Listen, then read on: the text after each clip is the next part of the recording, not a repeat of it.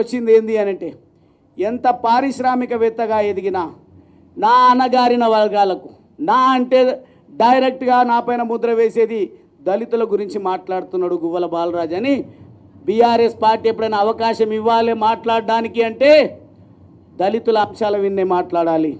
లేదంటే ఎవరైనా వాళ్ళు చేసిన తప్పిదాలను ఖండించేటువంటి మాట మాట్లాడితే దళితునితోనూ మాట్లాడితే సెన్సిటివ్ అవుతుంది, బాగా మాట్లాడగలుగుతాడు అని ఆ అంశాల కోసమే వాడుకున్నారు. కానీ నేను అంటే నేను ఇచ్చేటువంటి డెఫినేషన్ నిర్వచనం, పేదలు ఎవరున్నా పేదరికం నుంచి వచ్చినటువంటి వాడిగా ఒక వలస కూలి బిడ్డగా నేను పేదల సంక్షేమం కోసం, పేదల అభివృద్ధి జరగాలంటే ఒక ఆంటర్‌ప్రెన్యూర్‌గా, ఒక వ్యాపారవేత్తగా పెద్దగా నేను వరగబెట్టేది ఏముండదు.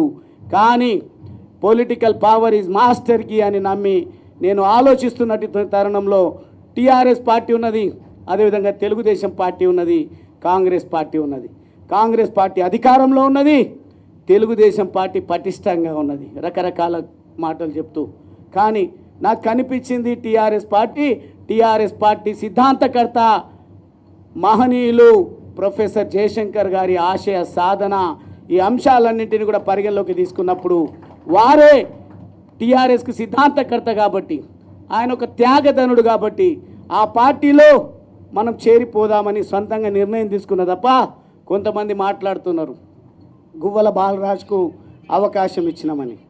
గువ్వల బాలరాజు అవకాశాలు వెతుక్కొని ప్రజాసేవ కోసం వచ్చిండు. గువ్వల బాలరాజు ఎదగడానికి కాదు అనేది ఈరోజు మీ ముందు కూడా స్పష్టం చేస్తూ ఉన్నా. ఈరోజు కూడా భారతీయ జనతా పార్టీలో వీరు చేస్తున్నటువంటి ప్రయత్నాలే తప్ప కరుడు కట్టిన బీఆర్ఎస్ కార్యకర్త మేము ఎట్లా అడుగుతామో అని సంకోచంలో అప్పుడప్పుడు ఎక్కడన్నా అన్న వాళ్ళు కలిసినా చేరండి అని కొంత నవ్వుతూ మాట్లాడిండు తప్ప సీరియస్గా ప్రయత్నం చేయలేదు. మా లోపల మాత్రం వ్యతిరేకత ఉడుకుతూ ఉంది. అక్కడ ప్రత్యక్షంగా ఉండి చూస్తూ ఉన్నాం బీఆర్ఎస్ పార్టీలో. కానీ చివరికి నేనే అన్ని పార్టీలను స్టడీ చేసినాక నిర్ణయం తీసుకుందామని ఒకానొక సందర్భంలో రామచంద్రరావు అన్న నేను న్యాయవాదిగా కూడా ఒక 2-3 సంవత్సరాలు వృత్తిలో కొనసాగిన. ఆ సందర్భంలో పరిచయం, జేఏసీలో పరిచయం, అదేవిధంగా పార్టీ ప్రతినిధులుగా టీవీ డిబేట్లలో పరిచయం అన్న ఒక అడ్వకేట్ ప్రొఫెషన్లో ఉంటూ కూడా ప్రత్యక్ష రాజకీయాల్లో ఉన్నారనే ఒక ఇన్స్పిరేషన్తోన వారు ఎక్కడ కనిపించినా వారితో నేను సలహాలు తీసుకోవడము, చర్చించుకోవడం అనేది జరుగుతూ ఉండే. కానీ వారు ప్రయత్నాలు మొదలు పెడుతున్నారు. ఎక్కడికక్కడ ఎవరు పడితే వాళ్ళని తీసుకోవాల్సిన అవసరం లేదు. పటిష్టమైనటువంటి క్షేత్రస్థాయి లీడర్షిప్ బీజేపీ పార్టీలో ఉంది.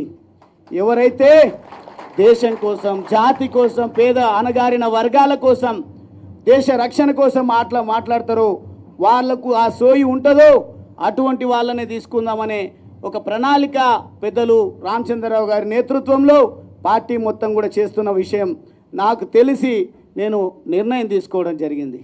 నిర్ణయం తీసుకున్న తర్వాత దయచేసి ఇప్పటికి కూడా నన్ను ఈ స్థాయికి తీసుకొచ్చిన, నాకు రాజకీయంగా జన్మనిచ్చినటువంటి నా అచ్చంపేట సోదర సోదరిమణులకు, యువకులకు, మేధావులకు, జర్నలిస్టులకు, అదేవిధంగా మహిళలకు, కుల సంఘాలకు, ప్రజా సంఘాలకు ప్రతి ఒక్కరి కూడా నేను చేతులు జోడించి నేను మీకు చెప్పకుండా రాజీనామా చేసినందుకు మన్నించాలని నేను కోరుతా ఉన్నా.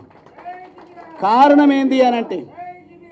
ఏంది అంటే చాలా ఫోకస్డ్గా ఉంటుంది బీఆర్ఎస్ పార్టీ ఎప్పుడు కూడా ఎన్నికల పాయింట్ ఆఫ్ వ్యూలో, ఎన్నికల కోసం, పార్టీ పరిరక్షణ కోసం, వారి వ్యక్తిగత పరిరక్షణ కోసం సిద్ధంగా ఉంటుంది.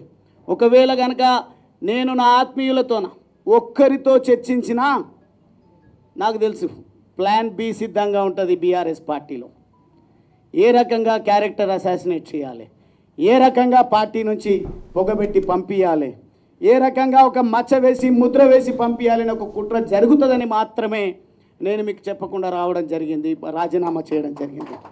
చేరే సందర్భంలో కూడా నిర్ణయం తీసుకున్న తర్వాతనే నా కాంగ్రెస్ వాళ్ళు కూడా అడిగారు, బీజేపీ పార్టీ వాళ్ళు కూడా నా మూమెంట్ చూసిన తర్వాత తమ్ముడు అన్న